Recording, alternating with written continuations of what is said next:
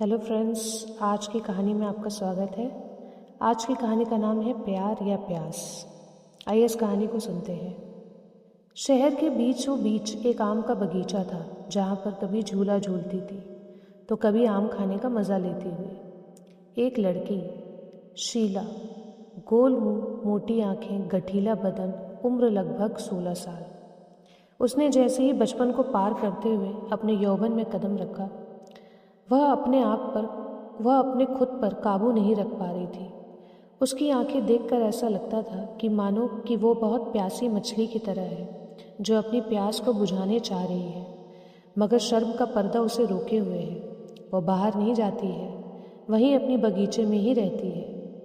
वो उसके 3 भाइयों की इकलौती बहन होने के कारण सबकी बहुत प्यारी है, पर उसकी चाहत किसी को नज़र नहीं आ रही है। ऐसा ही धीरे धीरे उसकी प्यास बढ़ती रही। फिर क्या होता है, आइए। सन 1995 की बात है। शीला के भाई के साथ एक दिन उसका दोस्त उसके घर आया और शीला ने उसके लिए चाय बनाई और उसे पिलाई। उसका नाम दिनेश था।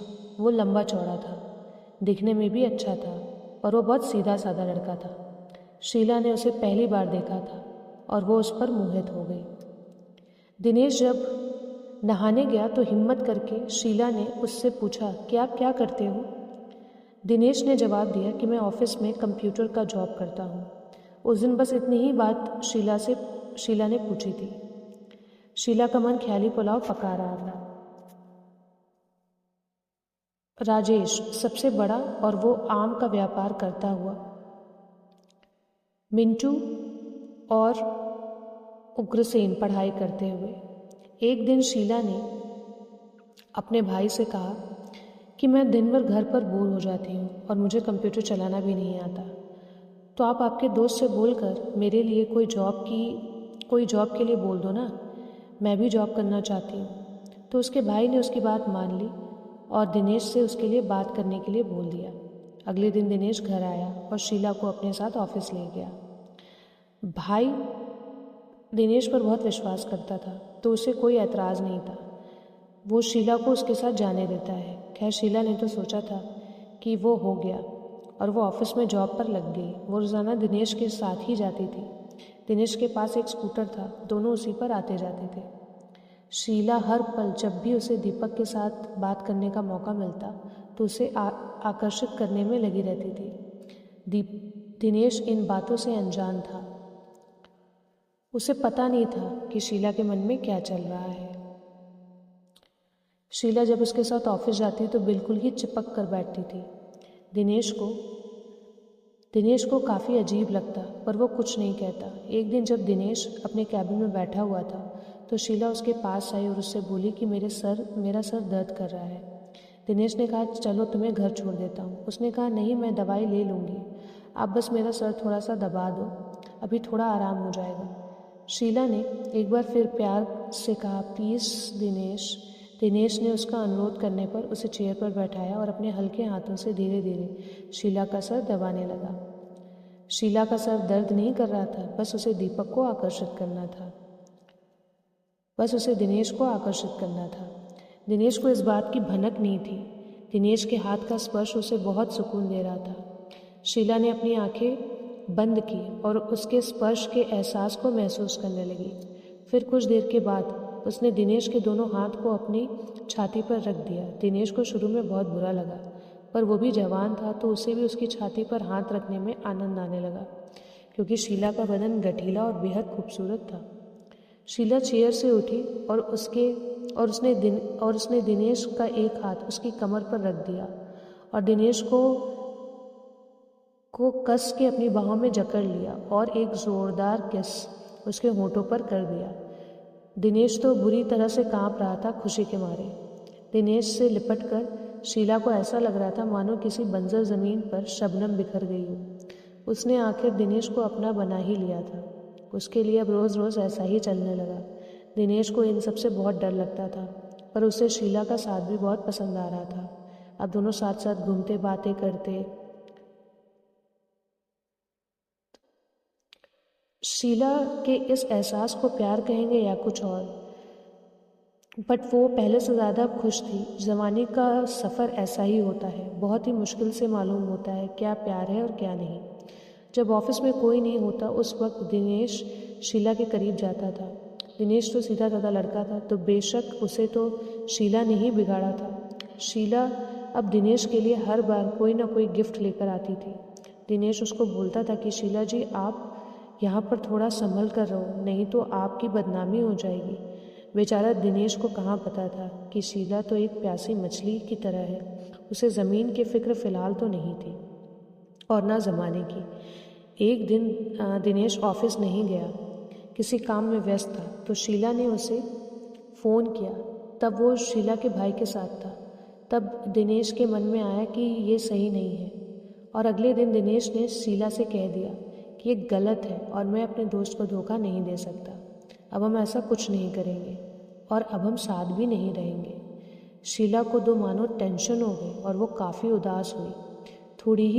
थोड़ा ही सही, पर दिनेश उसे खुशी तो देता ही था। दिनेश ने शीला से मुंह मोड़ लिया था और फिर शीला ने भी ऑफिस छोड़ दिया, क्योंकि फिर उसे लगा कि अब मेरा यहाँ कोई काम नहीं है। अब उसे दिनेश से कोई मतलब नहीं था। दिनेश ने भी उसके घर पर आना कम कर दिया था। एक दिन की बात है, जब शीला बाजार से लौट रही थी तो उसकी नज़र एक स्कूल पर पड़ी और उसने उस निजी स्कूल में पढ़ाने का मन बनाया। अगले दिन वह स्कूल जाकर अपना रिज्यूम दे आई। उसने जैसा सोचा था वैसा ही हुआ और अगले दिन से उसे स्कूल में बुला लिया। शीला अब स्कूल जाने लगी और बच्चों को पढ़ाने लगी। पढ़ाना उसका लक्ष्य नहीं था। वह तो किसी की तलाश में थी। उसी स्कूल में एक इंग्लिश टीचर बहुत अच्छा था। वो उसके पास बहाना करके जाती और उससे बातें करती और उसे अपनी ओर आकर्षित करने का प्रयास करती। एक दिन स्कूल में शिक्षक दिवस के दिन रात को एक कार्यक्रम का आयोजन किया गया। शीला भी आ गई और सभी टीचर्स आ गए। कार्यक्रम शुरू हुआ। बच्चों ने अपनी प्रस्तुति दी और कार्यक्रम समाप्त हुआ। शीला का ध्यान बस उस इंग्लिश टीचर पर था।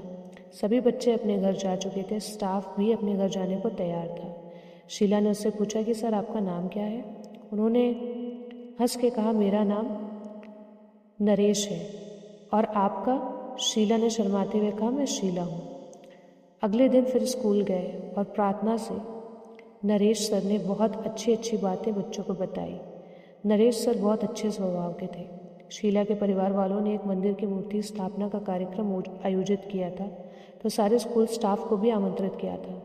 शीला के घर के पास एक मंदिर बनाया गया था जहाँ पर माता जी की मूर्ति स्थापना की जानी थी। शीला नरेश सर से कह कर आई थी कि सर, आप ज़रूर आना। खैर, नरेश सर के साथ साथ स्कूल की मैम भी आ गई थी। शीला का व्यवहार मैम से काफ़ी अच्छा था।